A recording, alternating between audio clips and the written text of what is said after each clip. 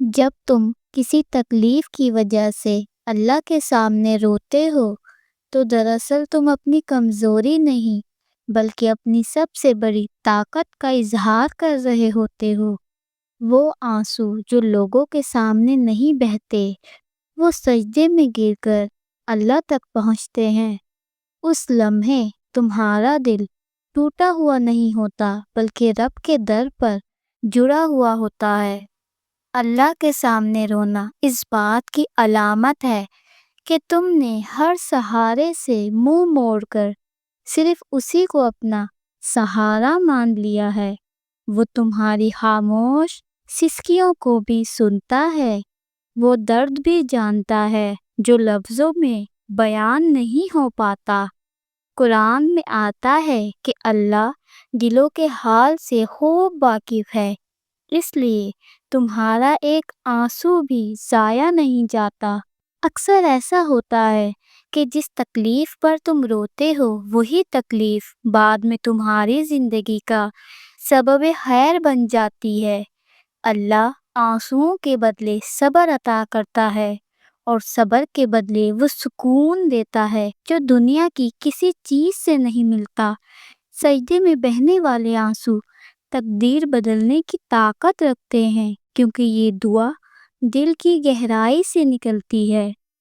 یاد رکھو، جب تم اللہ کے سامنے روتے ہو تو تم اکیلے نہیں ہوتے۔ اس وقت رب کریم تمہارے سب سے قریب ہوتا ہے، تمہیں تسلی دیتا ہے اور تمہارے لیے وہ راستے کھول دیتا ہے جن کا تم نے کبھی تصور بھی نہیں کیا ہوتا۔ اپنی تکلیف اللہ کے سامنے کہو، کیونکہ وہی ہے جو بغیر بتائے سب کچھ جانتا ہے، پھر بھی تمہاری زبان سے سنی ہوئی دعا کو پسند کرتا ہے۔ لوگوں کے سامنے شکایت کرنے سے دل ہلکا تو ہوتا ہے مگر سکون نہیں ملتا، جبکہ اللہ کے سامنے کہی گئی ایک بات دل کو قرار دے دیتی ہے۔ جب تم سجدے میں جا کر اپنی ٹوٹی ہوئی آواز میں اپنا درد بیان کرتے ہو تو وہ کمزوری نہیں ہوتی، وہ عبادت بن جاتی ہے۔ اللہ تمہاری آہوں، آنسوؤں اور خاموش فریادوں کو بھی سن لیتا ہے۔ وہ جانتا ہے کہ تم کس حد تک تھک چکے ہو اور کہاں تمہاری ہمت جواب دے رہی ہے۔ اپنی تکلیف اللہ کے سامنے کہنے سے یقین پیدا ہوتا ہے کہ کوئی تو ہے جو تمہیں چھوڑ کر نہیں جائے گا۔ وہ رب جو ماں سے بڑھ کر محبت کرتا ہے، وہ تمہیں مایوس نہیں کرے گا۔ شاید فوراً مسئلہ حل نہ ہو مگر دل میں ایسا سکون اترتا ہے جو ہر درد کو برداشت کے قابل بنا دیتا ہے۔ یاد رکھو، اللہ کے سامنے دل کھول کر کہی گئی بات کبھی ضائع نہیں جاتی۔ یا تو وہ تمہاری تکلیف دور کر دیتا ہے یا تمہیں اتنی طاقت دے دیتا ہے کہ تکلیف چھوٹی محسوس ہونے لگتی ہے۔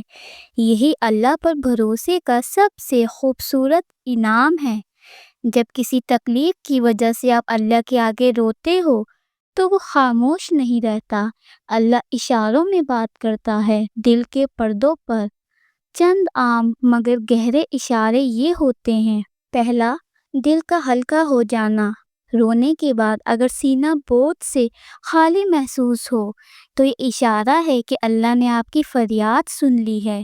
مسئلہ باقی ہو سکتا ہے مگر دل کو سہارا مل جانا رحمت کی علامت ہے۔ دوسرا، دعا کی طرف بار بار کھنچاؤ۔ اگر تکلیف کے باوجود بار بار دل دعا، تہجد یا سجدے کی طرف جاتا ہے تو یہ اللہ کا بلاوا ہے، گویا وہ کہہ رہا ہو میرے پاس آؤ، میں سن رہا ہوں۔ تیسرا، آنسوؤں کے بعد سکون یا خاموش یقین۔ کبھی الفاظ ختم ہو جاتے ہیں مگر دل میں ایک عجیب سا اطمینان اتر آتا ہے۔ یہ اس بات کا اشارہ ہے کہ اللہ نے معاملہ اپنے ہاتھ میں لے لیا ہے۔ چوتھا، کسی بات کا دل پر ٹھہر جانا۔ قرآن کی کوئی آیت، کسی کی بات یا اچانک دل میں اترنے والا خیال جو تسلی دے، یہ سب اللہ کے پیغامات ہوتے ہیں کہ صبر کرو، میں تمہارے ساتھ ہوں۔ 5واں، گناہوں سے نفرت اور پاکیزگی کی خواہش۔ تکلیف میں رونا اگر دل کو نرم کر دے، غلطیوں پر شرمندگی ہو اور اللہ کے قریب ہونے کی خواہش بڑھے تو یہ بہت بڑی نشانی ہے کہ آزمائش اصلاح کے لیے ہے، سزا کے لیے نہیں۔